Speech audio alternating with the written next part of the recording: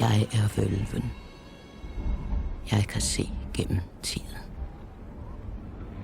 Jeg ser, hvordan det hele begynder, og hvordan det ender.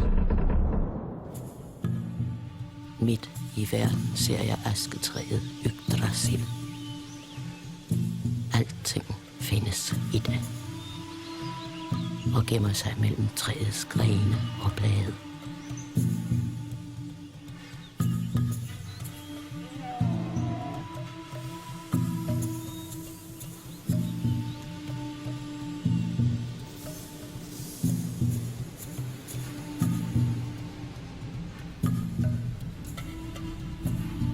Men engang var der kun mørke og mørke og ingenting.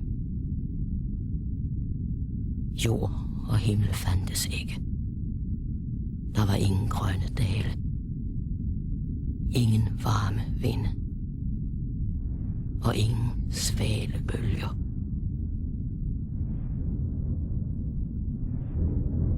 Men mørket begyndte at røre på sig. Det åbnede sig tværs over intet og blev til den bundløse afgrund. Ginnungagap. Fra det kolde Niflheim, som var fyldt med is og sne, flød kolde floder ud i afgrunden, hvor de blev til tåge og store blokke af is. Og Muspelheim, lysets flammende verden, kastede sine stråler hen over alt det, som fandtes. Gløder og gnister fra Muspelheim fløj ind i verdens midte, og luften blev varm og stille.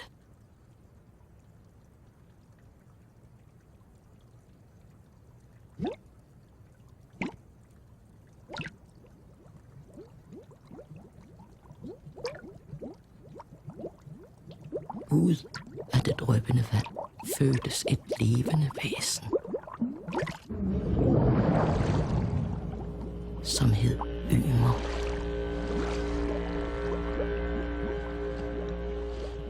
Han var den første jætte.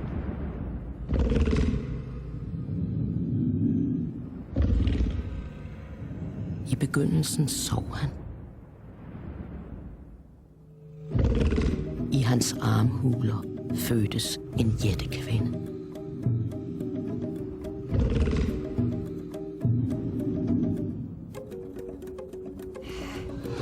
Og en jættemand.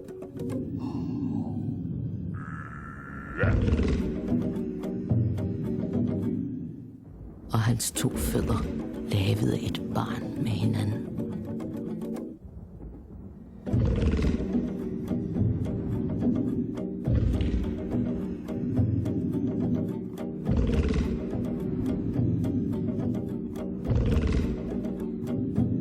Sådan blev Ymer far til jætterne. De var de første, og de fik mange børn. Varmen fik mere is til at smelte, og der opstod koen og et humbler. Fra dens yver flød 4 strømme af mælk, som Ymer og hans jætter kunne leve af. Og et humbler slikkede salt og væde af isen.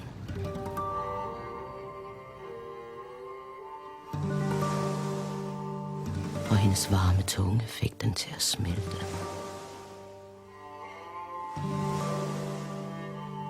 Der dukkede et lysende væsen frem. Det var Bore, som blev født på den måde. Og Bore havde en søn.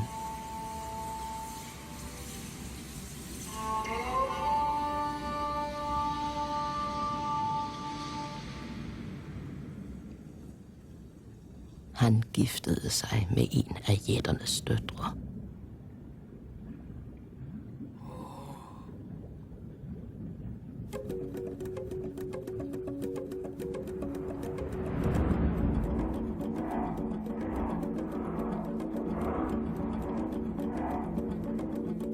Sammen fik de 3 sønner.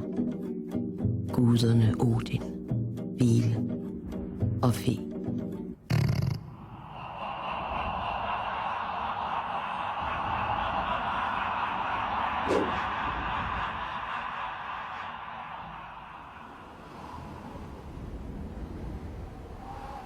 De 3 guder voksede og fik flere og flere kræfter.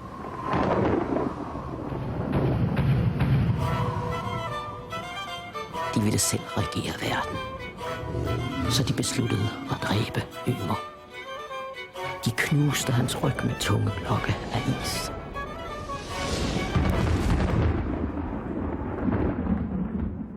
Blodet flød, så den store afgrund blev fyldt op. Og næsten alle jætter druknede. Kun 2 reddede sig i en båd, som de lavede af Ymers afrevne hånd. På den måde blev der ved med at være jætter i verden, og der var altid strid mellem dem og guderne. Derfor lurer frygten for hævn bag alle handlinger.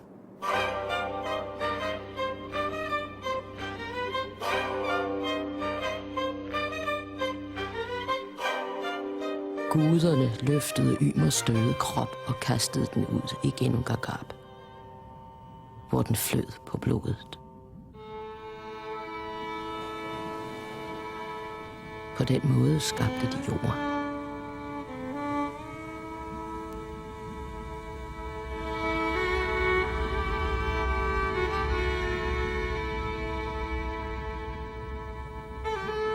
De jætter, som var tilbage, slog sig ned i jordens udkant, på et sted, som de kaldte Jotunheim, jætternes hjem. Og jætterne blev hurtigt flere og flere. For at holde jætterne ude, tog guderne Ymers øjenhår og byggede en indhegning.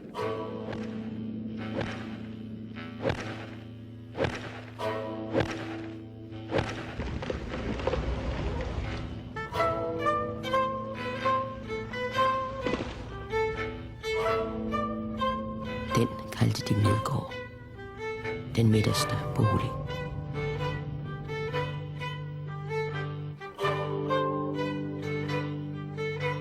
På den måde ville de beskytte jordens frodige midte. Inden for hegnet satte de store træer, som var hårene fra Ymers hoved. De smed hans knogler rundt omkring.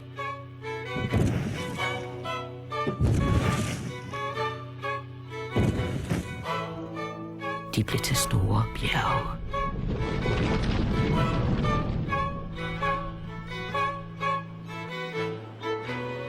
Så stærke var de.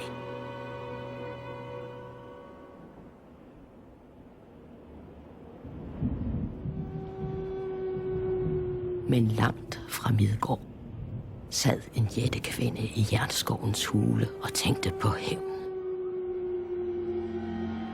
Hun fødte mange jætter, og de fik alle sammen ulveskikkelser.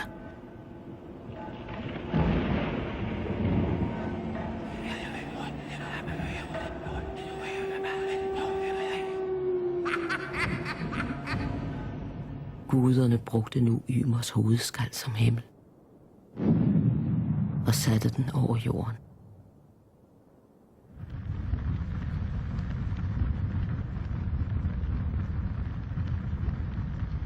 De greb de gnister, som fløj fra Muspelheim, og kastede dem op på himlen. De fleste satte sig fast og lyste som dunkle tegn. Men enkelte gnister var så store, at de fløj deres egne veje.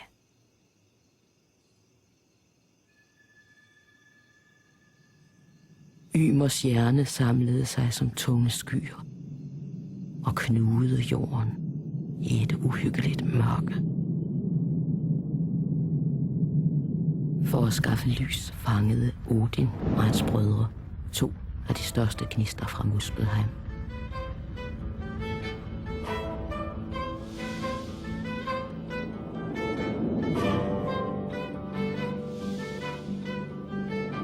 De sendte dem op på himlen i hver sin vogn og gav lyset og mørket navn.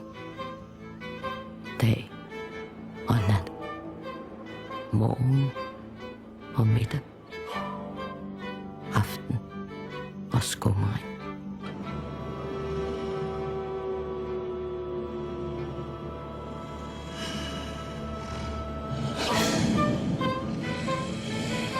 Sol og måne blev forfulgt af jættekvindens ulvebørn, som en dag ville sluge dem. Derfor løb de så hastigt over himlen. Det gav bange anelser.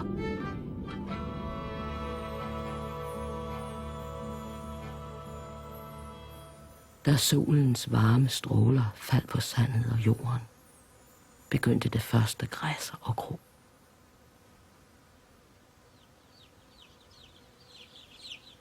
Guderne havde deres egen himmelske bolig, men de besøgte tit Midgård.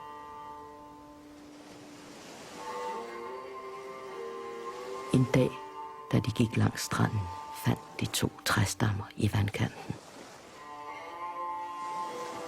De beundrede deres form og besluttede at skabe mennesket.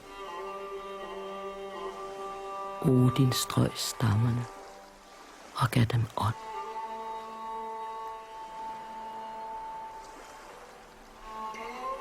Hvile formede deres skikkelser og gav dem evnen til at tænke.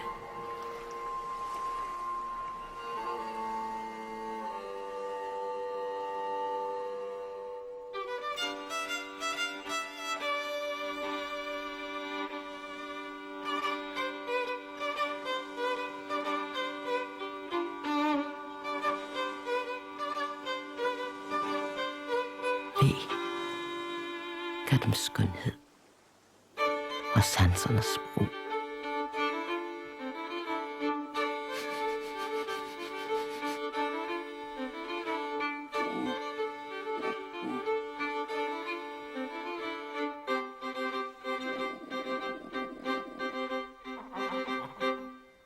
Manden kaldte de Ask, og kvinden kaldte de Embla. De fik bolig i Midgård, hvor guderne beskyttede dem. Og fra de 2 stammer hele menneskeslægten.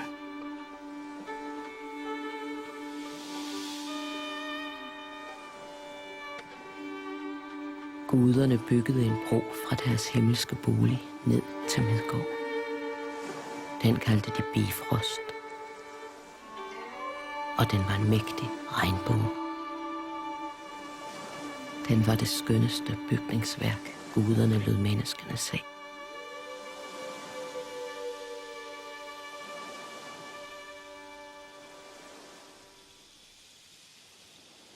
Men i skabelsen ligger også begyndelsen til altings afslutning. Og en gang vil Ragnarok rydde verden.